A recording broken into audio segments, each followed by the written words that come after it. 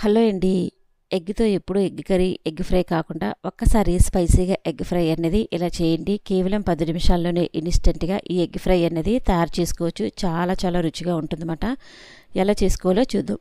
ముందుగా stove on చేసి pan పెట్టుకున్నాక 2 టేబుల్ స్పూన్ల నూనె వేసుకోవాలి. నూనె బాగా వేడైన తర్వాత 2 ఉల్లిపాయలు తీసుకుని సన్నగా పొడవుగా కట్ చేసుకుని వేసుకోవాలన్నమాట.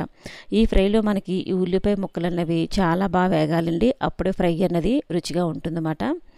ఇలా ఉల్లిపాయ ముక్కలు వేయించుకునేటప్పుడు ఈ ఫ్రైకి ఎంతైతే సరిపోతుందో అంత సాల్ట్ కూడా ఇప్పుడే వేసుకుని వేయించుకోవాలి. ఇలా సాల్ట్ వేసుకుని ఉల్లిపాయ ముక్కలు వేయించుకోవడం వల్ల మనకి నూనెలో చాలా త్వరగా మగ్గుతాయి అన్నమాట. ఇలా మనం ఉల్లిపాయ ముక్కలు వేయించుకునేటప్పుడే కొద్దిగా మనం కరివేపాకు కూడా వేసుకోవాలన్నమాట. ఈ విధంగా కరివేపాకు వేసుకుని కూడా మనం మధ్య మధ్యన కలుపుకుంటూ ముక్కలన్నీ ఉల్లిపాయ ముక్కలన్నవి ఎర్రగా అయ్యేంత వరకు కూడా వేయించుకోవాలి. చూడండి, కాసేపటికి మనకి కలర్ కూడా మారింది కదా, బాగా వేగాయి. ఇప్పుడు మనం ఒక అర టేబుల్ స్పూన్ అల్లం వెల్లుల్లి పేస్ట్ అన్నది వేసుకోవాలి. 2 ఉల్లిపాయలే తీసుకున్నాం కనుక అర టేబుల్ స్పూన్ అల్లం వెల్లుల్లి పేస్ట్ అన్నది మనకి చక్కగా సరిపోతుందన్నమాట. అల్లం వెల్లుల్లి పేస్ట్ వేసుకుని పచ్చిదనం పోయేంత వరకు కూడా మనం వేయించుకోవాలన్నమాట బాగా.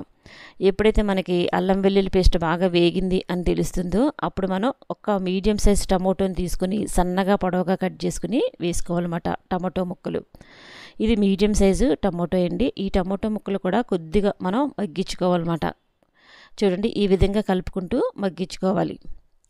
ఎప్పుడైతే మనకి టమాటో కూడా మగ్గింది అని తెలుస్తుందో అప్పుడు మనం కారం, పసుపు, ధనియాల పొడి, అలానే జీలకర్ర పొడి అన్నీ కూడా యాడ్ చేసుకోవాలన్నమాట. మిరియాల పొడి కూడా.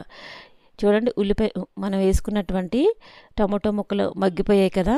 ఇప్పుడు మనం 1 టేబుల్ స్పూన్ కారం, పావు టేబుల్ స్పూన్ పసుపు, అలానే 1 టేబుల్ స్పూన్ ధనియాల పొడి, పావు టేబుల్ స్పూన్ జీలకర్ర పొడి, అలానే 1 టేబుల్ స్పూన్ మిరియాల పొడి కూడా వేసుకోవాలి. ఎందుకంటే స్పైసీగా చేస్తాం కనుక ఎగ్ ఫ్రై అనేది మిరియాల పొడి 1 టేబుల్ స్పూన్ వేసుకున్నాను. మీకు అంత వద్దు అనుకుంటే మిరియాల పొడి, కారం కూడా కొద్దిగా తగ్గించి కూడా వేసుకోవచ్చు అన్నమాట. ఇవన్నీ వేసుకున్న తర్వాత ఏవి మాడిపోకుండా మంటని లో ఫ్లేమ్ మీదే పెట్టుకుని 1 నిమిషం పాటు వేయించుకోవాలి, వీటిలో పచ్చిదనం పోయేంత వరకు.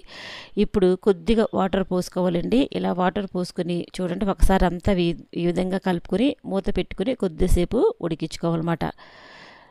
ఈ విధంగా చూడండి, ఇప్పుడు వాటర్ అంతా ఇంకిపోయి మనకి ఆయిల్ అనేది ఇలా బయటికి తేలుతున్నట్టుగా కనిపిస్తుంది కదా. ఇప్పుడు మనం ఎగ్స్ అన్నవి వేసుకోవాలన్నమాట.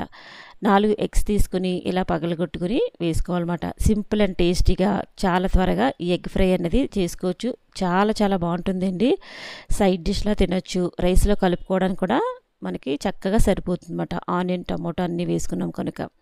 ఇలా ఎగ్స్ అన్నీ వేసుకున్న తర్వాత మూత పెట్టుకుని ఒక 3 లేకపోతే 4 నిమిషాల పాటు ఈ విధంగా ఉడికించుకోవాలి. చూడండి, అంచుల వెంట ఆయిల్ కూడా కనిపిస్తుంది కదా. ఒకవైపు ఇలా వేగిన తర్వాత మరొక వైపు కూడా తిప్పుకుని మనం వేయించుకోవాలన్నమాట.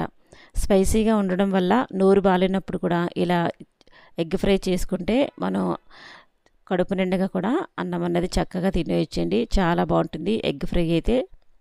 ఇలా ఒక వైపు వేగిన తర్వాత మరొక వైపు కూడా తిప్పుకుని వేయించుకోవాలి. మీకు ఇంత పెద్ద పీసెస్ వద్దు అనుకుంటే చిన్న చిన్న పీసెస్గా కూడా కట్ చేసుకోవచ్చు. చూడండి, ఒకవైపు వేగింది కదా, ఇంకొక వైపు తిప్పుకుని ఇలా పీసెస్ అన్నవి కట్ చేసుకోవచ్చు అన్నమాట.